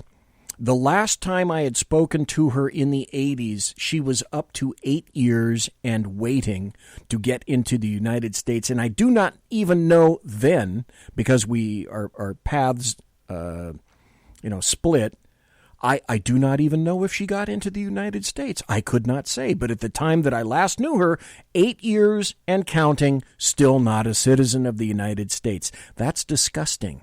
That is disappointing. That's depressing. So you have a story, and let's see, we've got about 9 more minutes to go before the end of the show. but your story is similar too, is it not? Similar but worse. My immigration to the United States has been a 20-year battle. Oh, my God. At the moment, the only visa I can get is a H-1 visa that allows me to come in for 6 months at a time to keep an eye on my investments and so on. I own a house in rural Texas where I'll be trying to get my business set up. And you can imagine, when you're only in the country for 6 months at a time, you can't really do much to grow your business. No. Which makes it very difficult. And the constant cost of all of that. I mean, and the tragic thing is, my mother is a U.S. citizen by birth. Her father was part of the Greatest Generation. He met my grandmother while he was stationed here in Australia. They got married. My mother was the obvious result of that marriage. Although she was born here, after World War II, they moved back. The marriage fell apart. She came back to my mother and grandmother came back to Australia. And for the majority of her, or almost all of her adult life, she never knew she was a U.S. citizen. I've got the documentation there to prove that I have a direct familial connection in my mother as a U.S. citizen. But because she didn't spend enough years growing up there, I don't have birthright citizenship. And that's infuriating. The fact that I have spent probably $250,000 over the 20 years. Wait, stop. Okay, stop right there. You've spent roughly $250,000 of your dollars attempting to become a citizen of the United States. I want people to understand that. $250,000 to lawfully get into the United States. How does that happen? It happens because they keep changing the goalposts for legal immigrants because of the pressures put on the system, and they keep reducing the quotas. And now I've just found out that the next time we apply for all of this, instead of it being $450 a person to apply, it is now gone up to $1,200 per person, man, woman, or child, on the application. And that's without the paying for the police checks, the medical checks, proving that you have all your vaccinations and all that other stuff. Okay, an observation, just a brief question. Can you start tanning a lot? Can you grow your mustache longer? And can you change your last name? And do you mind getting your ankles moist at some point in the Rio Grande? Well, I'm to the point now where I'm thinking about going to Tijuana, or taking the family to Tijuana, buying hijabs and sombreros, and turning up at the San Ysidro crossing point, saying, my name is Juan Alejandro Mustafa Mohammed Ramirez, and we are Mexican Muslim transvestites. We are seeking asylum. Oh, you would! California would open its arms. We would be in a mansion by Christmas. Oh, hell yeah! California would be bending all over backwards for you, and exactly. You might even get your own cereal box. Hell, you might get your own cereal. Yeah. Not the first time I would have been on a cereal box, but yeah. This is Jack Alexander, folks. He's not lying. He's not making this up. This is personal to him. It's beyond the words I said before. It's beyond disappointing. It's obscene. And here's the other thing in this. I believe in service. I mean, 10 years in the Australian Army. The only reason my military career ended was because I was severely injured in a training accident. I believe in supporting the community that's adopting me now. Henrietta, Texas, which is just outside of Wichita Falls, has adopted me as a local. And I believe in that community and the United States so much. I am an unpaid volunteer in the United States Air Force Auxiliary Civil Air Patrol, where I am a second lieutenant. I am serving the country, even at an unpaid level, the country that I want to call home. And every time I see these liberals doing this, I ask them, what more does one have to do? I've opening a business. I've bought real estate to run that business from. I'm serving the country whenever I'm in the country. And I leave within a couple of days before my visa expires so I can remain legal. What more do I need to do to prove, A, I love this country, B, that I am worthy and would be of a benefit to it? I don't know, another $250,000 or blood? I don't know, one of the two. It's just, I can think of no other word. Jack Alexander, it's obscene that we treat people like this. Having served alongside U.S. forces in Somalia and in Desert Storm, I think I've also given that too. I can think of no other way that you could prove your service or your willingness to become a U.S. citizen in any greater fashion. I was being silly when I said blood, but it makes you wonder, okay, what is next? Yeah. And it also makes you wonder, and I was listening to I forget who it was, either Tucker Carlson or Hannity tonight. Let me throw this out to you, Jack Alexander, and I'll have you back on the show, or you can be in chat or something like that, because I'll probably bring this up. We've got the debates, the Democrat debates coming up. Who's going to be the first person in the first set of debates? Because I'm guessing there are going to be at least 2 series, maybe 3, because of the number of individuals involved. Who's going to be the first person to pass the Democrat purist test, the purity test, as I call it, to openly and wantonly advocate actively for complete and abject open borders in the United States? Will it be Harris? Will it be Sanders? Will it be Pocahontas? Someone, I believe, will advocate for the complete and wholesale elimination of borders in the first series of debates, and that will then become the standard for everyone else.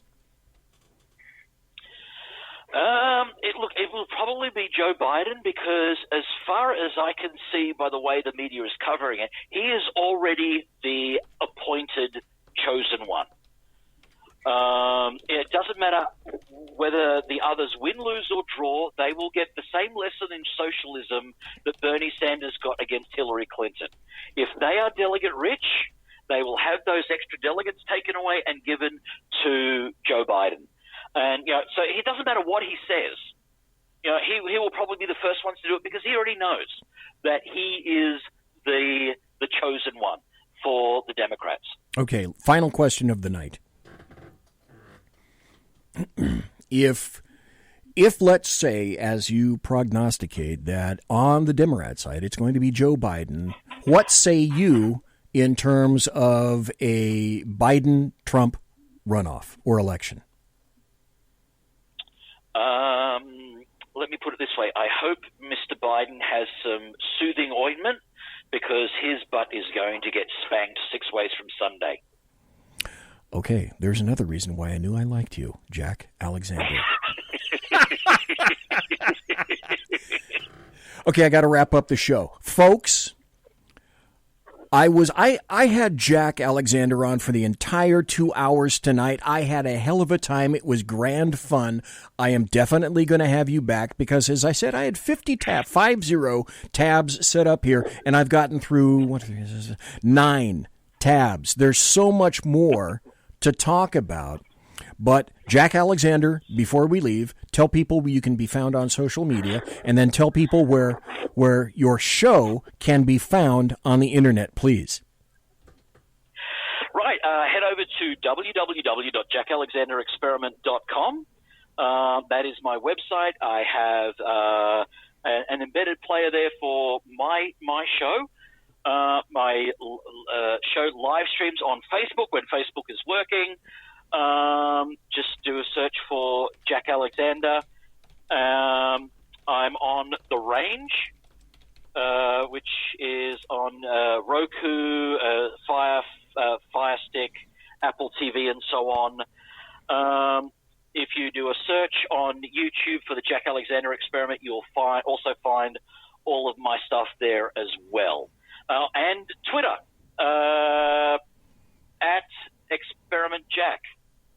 Yeah, and I just followed you today there, and thank goodness I'll be getting a lot of your Twitter stuff now. So, Jack Alexander, thank you for your gracious donation of 2 hours tonight. I greatly appreciate it. So it's 1 o'clock. So it's almost 3 p.m. where you are right now. So I don't feel that bad about you at all. At least it's not like midnight or something. I'll be getting off here and running straight up to grab my 2 youngest ones from school. Oh, cool. Okay, great. Jack Alexander, thank you very, very much for being here tonight, sir. I greatly appreciate it, and I would love to have you back if that's okay with you, sir. Oh, anytime. Any time at all. Thank you very, very much, because there's so much more stuff I want to talk to you about. Honest to God, it was just not even the tip of the iceberg. So thanks again, Jack Alexander. Greatly appreciated, sir. That was a great show. That was a great interview, and Jack Alexander is a great guy. Monsieur has unlocked!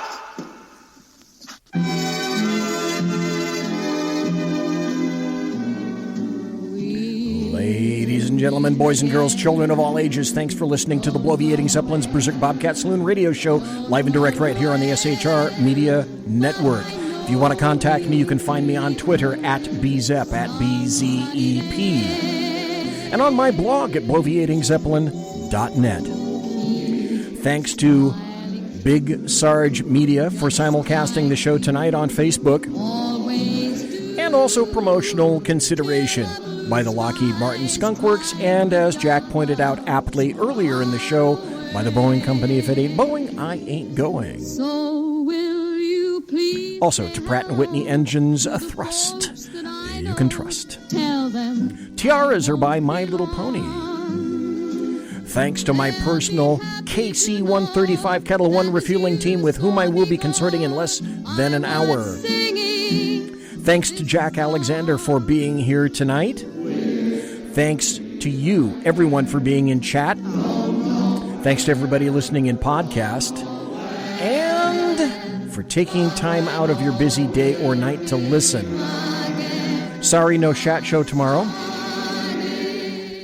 Thursday night, here in the saloon, Alan Thomas, paranormal investigator, Bigfoot researcher. Everybody quiet down now and get some sleep. God bless. Good night, everybody. Good night, Mama. Be safe. Dan. Good night, everyone. Take care. Good night, Mama. Good night, Daddy. Good night, children. Good night, Daddy. Good night, Elizabeth. Good night, John Boy. Good night, Jim Bob. Good night, Jim Bob. Good night, Jim Bob. What's going on? I was asleep. What's everybody doing? Good night. Good night, Jim Bob.